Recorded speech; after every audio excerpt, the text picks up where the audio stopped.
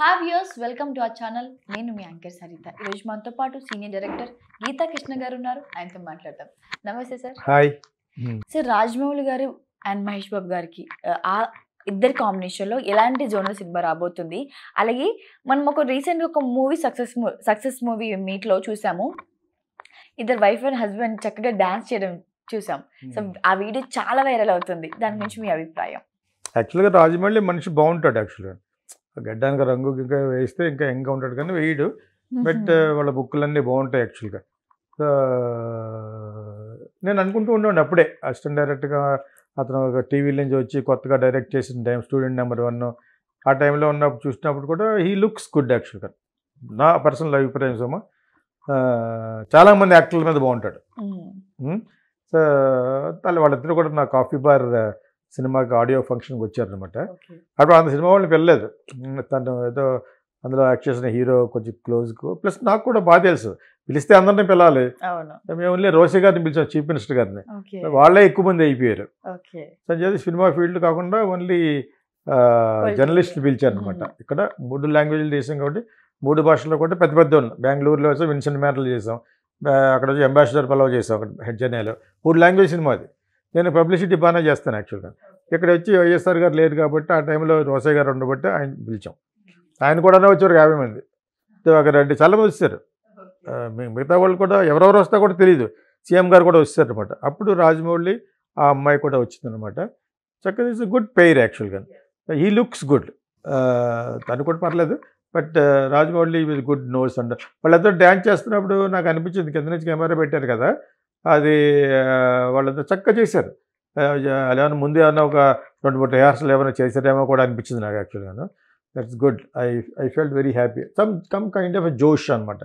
ఆ సినిమా ఎవరైతే పిలిచారో వాళ్ళకు కూడా ఇది సరదాగా ఉన్నట్టు లెక్క. తర్వాత నువ్వు అడిగిన దాంట్లో ఇంకొక ఏంటంటే మహేష్ బాబుతో ఏ జోనర్ నాకు ఇంట్రెస్టింగ్గానే ఉంది.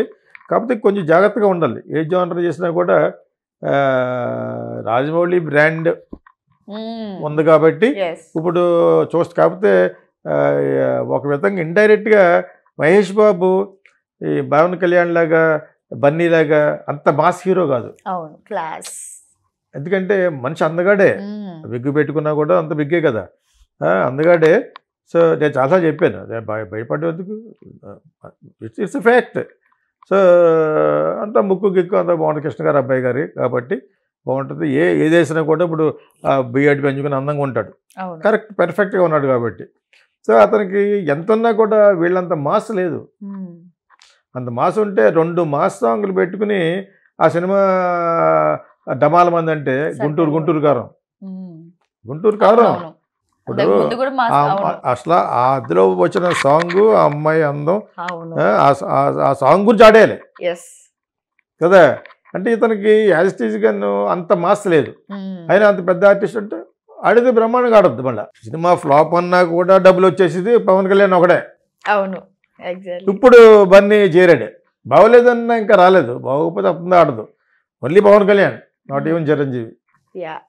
అర్థమైందా మీకు? సో అది ఎందుకు చెప్పారంటే that is what I'm watching. Okay.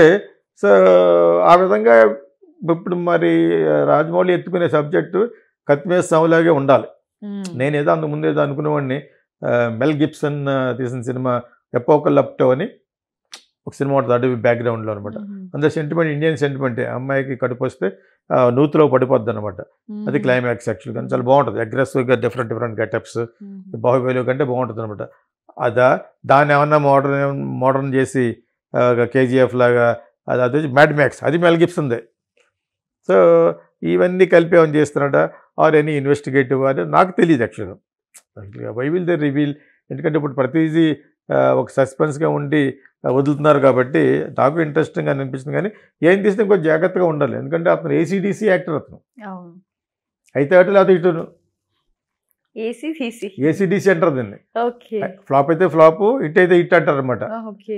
ఆ భాష ఇంకా ఇప్పుడు మనవాడు కుర్రోళ్ళు మర్చిపోయారు. ఏసీడీసీ అంటారు దాన్ని. ఇప్పుడు Mahesh Babu AC DC actor, star, అందగాడు, అన్నీ ఉన్నాయి, బాగానే ఉంది. కానీ అతని ముందు రికార్డ్ తీసుకుంటే గుణశేఖర్ డైరెక్ట్ చేసింది, అశ్విన్ తీసిన సినిమాలు అట్టర్ ఫ్లాప్ అయిపోయినాయి. ఓకే. సో అటువంటి యాక్టర్లు అటువంటి ఇమేజ్ ఉన్న వాళ్ళు చాలా జాగ్రత్తగా ఉండాలి. Yeah. మొదటికి మోసం రాకూడదు. అది రాజమౌళికి కూడా కుదులు కదిపేసేటట్టుగా ఉండకూడదు. ఒక్కొక్కసారి people might not like, people taste డిఫరెంట్గా ఉంటుంది. కానీ పీపుల్ ఇటు బాహుబలి 1, బాహుబలి 2, RRR చూసి ఎందుకు చూడరా తీస్తే అని ఒక మంచి సాహసం చేసి డిఫరెంట్ పేయింగ్ ఎలిమెంట్స్ పెడతారు. ఇవన్నీ పెట్టినా కూడా మహేష్ బాబుకి సూట్ అవుద్దా లేదా చూసుకోవాలి. Because Mahesh Babu he's got only a name as the అందగాడు, హ్యాండ్సమ్ స్టార్ అని. సో దానికి అనుగుణంగానే చేస్తారని నేను అనుకుంటున్నాను. అందం మీద పే చేస్తారో మరి వాడు ఎంజాయ్ చేస్తారు. కానీ it's an interesting waiting for me also. Sir, Ram Gopal Varma గారు రెహమాన్ గారి మీద ఒక ఘాట్ విమర్శలు చేశారు. ఎలాంటి విమర్శలు చేస్తుంటారు? అసలు ఏం జరిగింది వాళ్ళిద్దరి మధ్య? యాక్చువల్గా నేను చాలా కాలం నుంచి నేను లవ్ చేసే మ్యూజిక్ డైరెక్టర్ ఇళయరాజా. అక్కడ ఇతను చాలా కాలం తర్వాత వచ్చి చేరాడు. నా 2వ సినిమా అప్పుడు ఏఆర్ రెహమాన్ కోకిల సినిమాకి అప్పుడు వచ్చాడు కుర్రోడుగా, 3rd కీబోర్డ్ ప్లేయర్గా. నాకు అప్పటి నుంచి దిలీప్గా తెలుసు. నా ప్రతి సినిమాకి పాట అయిపోయిన తర్వాత అందరు మ్యూజిషియన్స్ బ్యాక్ వచ్చి నుంచుంటారు పాట వింటాకి. అందుకే అప్పటి నుంచి తెలుసు దిలీప్ నాకు. ప్లస్ నాకు ఏదో చిన్న కీబోర్డ్ మీద ఏదో కావాలంటూ ఒకటి చేసి పెట్టాడు చిన్నప్పుడే, కోకిల సినిమాకే ఎఫెక్ట్ ఏదో కావాలంటే. సో నాకు అప్పటి నుంచి తెలుసు. కానీ నేను అతని దగ్గర ఎందుకు చేయలేదంటే, ఒకటి ఇళయరాజాని వదిలే ఉద్దేశం లేదు. అయినా ఒకసారి టచ్ చేద్దామని చేశాను. అక్కడ ఈ ఆర్టిస్ట్ వాయిస్లు టెస్ట్ చేసి వాయిస్ బ్యాంక్ని మెయింటైన్ చేస్తూ అని ఒకడు ఉండే డియోల్ జేమ్స్ ఎవడు, వాడు ఒకసారి తాగేసి మాట్లాడాడు ఫోన్ ఎత్తితే. ఇంకా అప్పుడు ఇంప్రెషన్ పోయింది నాకు. వాడి పేరు డియోల్ జేమ్సే. సో ఇతను డేట్లై కాదు అన్నీ చూసుకుంటే వాడు కొంచెం ఓవర్ అయిపోయాడు అనమాట. అది రోజు డబ్బులు. సో అదొకటి. ఇదే ఫస్ట్ టైం చెప్తాను. ఎప్పుడు దిలీప్ కూడా ఎప్పుడు చెప్పలేదు ఈ విషయం. కానీ so what ever it is, Ram Gopal Varma నేను చదివాను.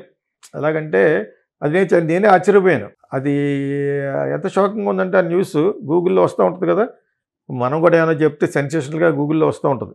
అక్కడ ఎవరో ఒక న్యూస్ ఐటమ్కి ఏదో రాస్తారనమాట. అంటే అది కొంచెం బజ్లో ఉన్నట్టు లెక్క. అది బజ్ చేయడం కోసం పెట్టినట్టు అనిపించింది నాకు. ఇప్పుడు స్లమ్ డాగ్ మిలియనేర్లో సాంగ్ ఉంది కదా, జై హో అని, పెద్ద ఫేమస్ సాంగ్, దేశభక్తి మీద చేసిన సాంగ్, చాలా బాగుంటుంది అది. ఆ సాంగ్ చేసింది రెహమాన్ కాదు, సుఖ్వీందర్ సింగ్ అని. ఇది యాక్చువల్గా సుభాష్ గాయ్ సినిమా, ఒక సినిమాకి ఏఆర్ రెహమాన్ మ్యూజిక్ చేస్తున్నప్పుడు ఇతను సాంగ్ ఇవ్వక బాధపడుతూ ఉంటాడు. ఎక్కువ కాలం తీసుకుంటాడు, 6 నెలలు, సంవత్సరం కూడా తీసుకుంటాడు. అంటే చాలామంది డ్రాప్ చేసేవారు అతన్ని మ్యూజిక్ డైరెక్టర్గానే. అడ్వాన్స్ వచ్చిన తర్వాత పాడుకుందాంలే అనుకునే వాళ్ళలో సుభాష్ గాయ్ ఒకడు. అయినా కూడా సుభాష్ గాయ్ ఒకసారి నాకు వెంటనే సాంగ్ కావాలని అడిగినప్పుడు, ఈ సాంగ్ కంపోజ్ చేసి నువ్వు సుఖ్వీందర్ సింగ్ స్టూడియోకి వెళ్ళండి సార్, నేను అక్కడికి వస్తాను, నేను ఆన్ ది వే వస్తున్నాను బాంబే నుంచి అని చెప్పేసి సుఖ్వీందర్ సింగ్ సింగర్ ఆయన యొక్క రికార్డింగ్ స్టూడియోకి వెళ్తే అక్కడ ఈ సాంగ్ ఉంటే అది ఎవరికైతే మ్యూజిక్ డైరెక్టర్కి ఇస్తానన్నాడో వాళ్ళకి రమ్మన్నాడు సుభాష్ గాయ్ యాక్చువల్గాను. ఇంకో డైరెక్టర్ పేరు కూడా అది మెన్షన్ చేశారు అక్కడ యాక్చువల్గాను. But Subhash guy only mainly ఇతను ఎదురుగుండానే కంపోజ్ చేశారు. అంటే నీవు మ్యూజిక్ డైరెక్టర్ పేస్తే నువ్వు ఆడితో చేయించడం ఏంటని, నీకు కదా నేను కోట్లు ఇచ్చాను నీకు, నేను నీకు ఇస్తే నాకు కూడా షాకింగ్ అది. నేను కూడా first time Ilaiyaraaja will never do such things. So అతనికి ఒక సాంగ్ చేయలేవు రాదా, ఓకే నీకు నా పేరు కావాలి కానీ నా మ్యూజిక్ ఆడలేదు కదా మీరు అన్నట్టుగా.